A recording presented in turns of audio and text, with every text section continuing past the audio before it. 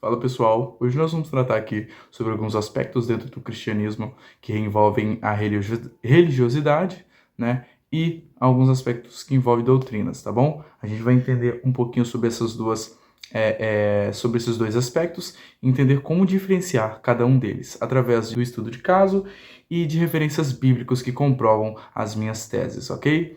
É sobre isso que será o vídeo de hoje, espero que vocês gostem. Bora pro vídeo!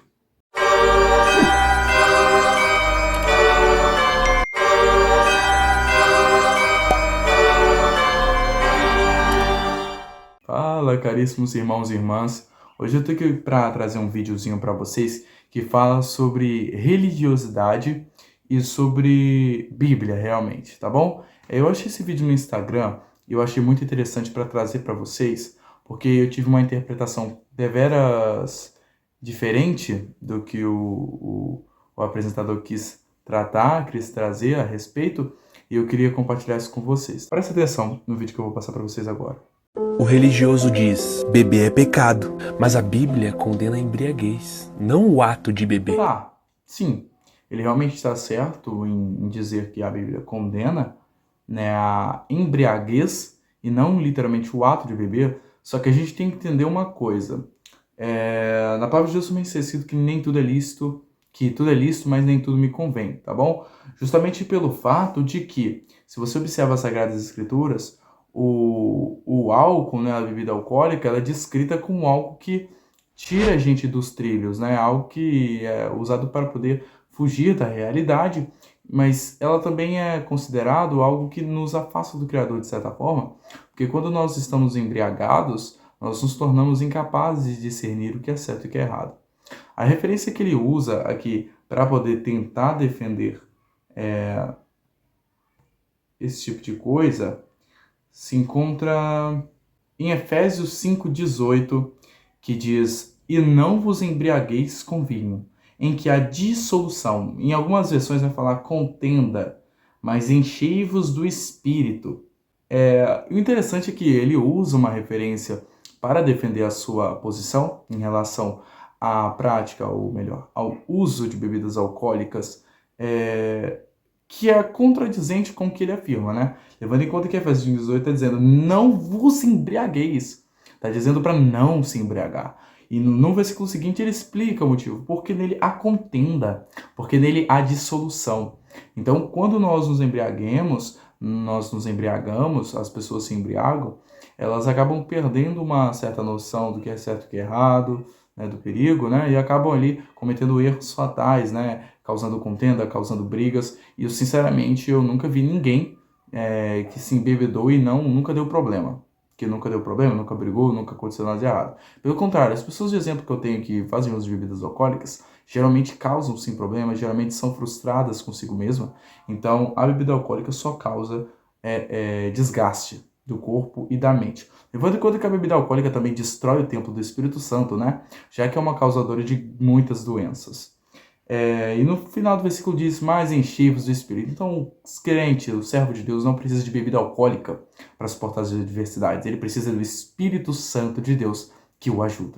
Mais uma referência que a gente pode usar também está descrita lá em Provérbios, né? Eu vou deixar a minha referência, já que ele deixou a dele, eu vou deixar a minha também. Provérbios capítulo 31, versos 4 ao 7, que diz assim: "Não é próprio dos reis, ó Lemuel, não é próprio dos reis beber vinho, nem dos príncipes desejar bebida forte, para que bebendo se esqueçam da lei e pervertam o direito de todos os aflitos." Aqui deixa bem claro, essa passagem deixa bem claro o quê? Que a bebida forte faz com que esqueça dos problemas, mas quando você esquece dos problemas, você também esquece da lei como consequência, ok? Como consequência não, como respectiva consequência, mas não é literalmente uma consequência. E pervertam o direito de todos os aflitos, ou seja, você não tem como simplesmente fazer um julgamento. Ah, isso é certo, isso é errado, devo fazer, não devo fazer? E depois uma vez 6 diz assim: "Dai bebida ao forte, ao que está prestes a perecer, e vinho aos amargurados em espírito, que bebe, esqueça da sua pobreza e da sua miséria, não se lembre mais." Ou seja, aqui o vinho ele é usado como uma forma de fugir da realidade. E não é diferente dos dias de hoje, só que a própria palavra de Deus, como está escrito na Efésios 5,18, condena isso, tratando de que isso pode causar, de certa forma, algum escândalo para a obra de Deus. Vamos continuar aqui o vídeo do nosso amigo aqui.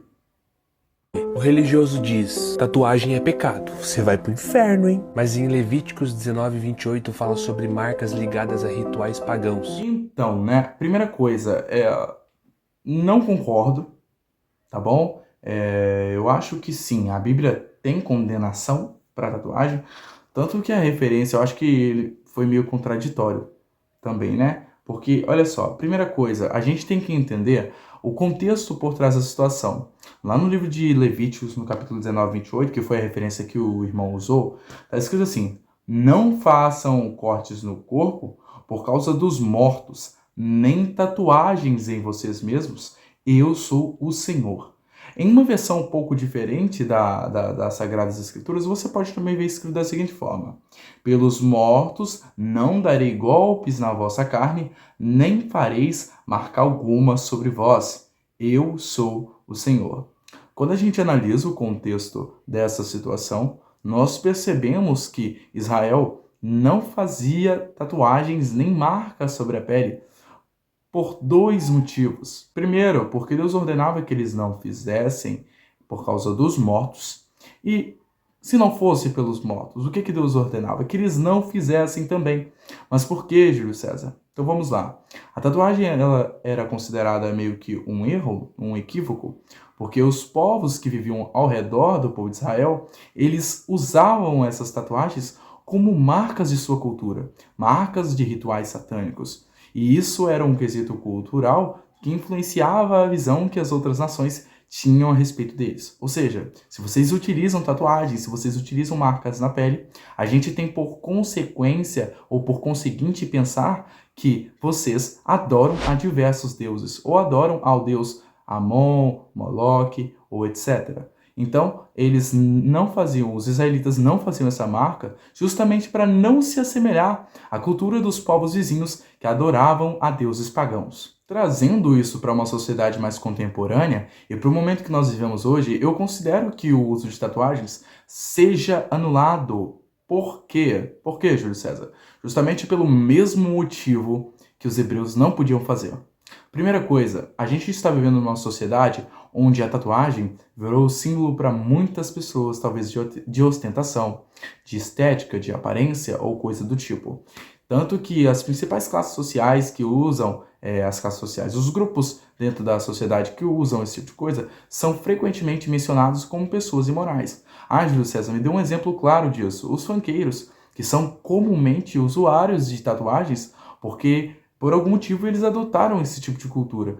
E isso com certeza influencia no modo como as pessoas te enxergam. Ou seja, por exemplo, Júlio César, você é um cristão, mas se eu faço uma tatuagem, as pessoas na rua podem sim assemelhar que eu não seja um cristão simplesmente pelo fato de que eu esteja usando tatuagem. Existem pessoas que deixam de fazer tatuagem justamente pelo fato de que talvez tenham medo de serem barrados pela polícia pelo fato de estarem usando tatuagens e serem confundidos com criminosos. Outro exemplo social que nós podemos mencionar no nosso meio é até mesmo os jogadores de futebol, que são mencionados constantemente a polêmicas que envolvem questões morais. Eles, de certa forma, acabam sujando a imagem de quem faz esse tipo de coisa com as tatuagens. A gente tem estereótipos que são criados com tatuagens para homens, tatuagens para mulher, né? Que são frequentemente mencionados, ok? Então a gente não usa a tatuagem não simplesmente porque a gente não pode, mas porque a gente não pode envergonhar ou talvez escandalizar, de certa forma, a imagem do Evangelho. E a tatuagem escandaliza a imagem do Evangelho, levando em conta que tem muitas pessoas que fazem uso das mesmas e não são servas de Cristo Jesus. Ok? Basicamente é isso. Continuando aqui o vídeo do nosso amigo, vamos lá.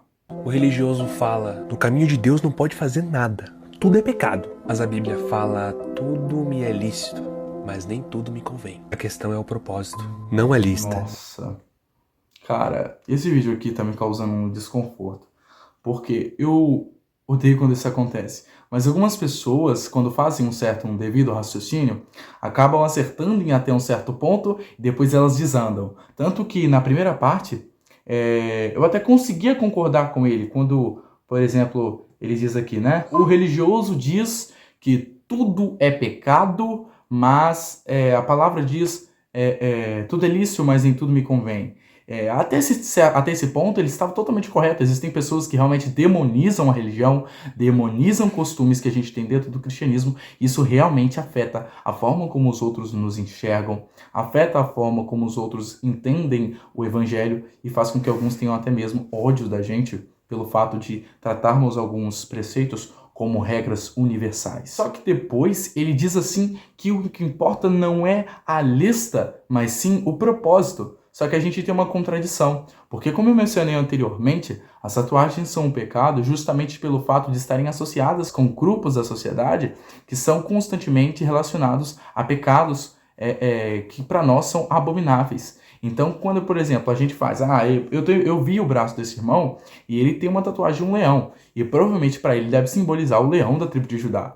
Só que quando a gente vê dentro da sociedade, tem muitos funkeiros, bandidos, sei lá, jogadores que usam tatuagens de leão. E às vezes aquela tatuagem de leão não tem significado nenhum relacionado ao cristianismo, mas eles simplesmente usam.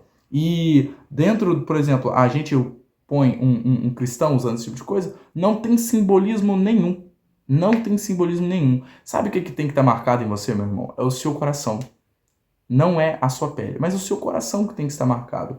Então, sim, é lícito fazer tatuagens? Mas para nós não convém fazer o uso de tatuagens. Da mesma forma que alguns pecados, alguns aspectos são lícitos, mas nem todos são convenientes para nós, os cristãos. O religioso diz: Jesus veio para julgar todo mundo, vai se arrepender, senão você vai para o inferno. Mas a Bíblia diz que Deus amou o mundo de tal maneira que deu seu Filho unigênito para todo aquele que nele crê não pereça, mas tenha vida eterna. Ele enviou Jesus para salvar, não para condenar.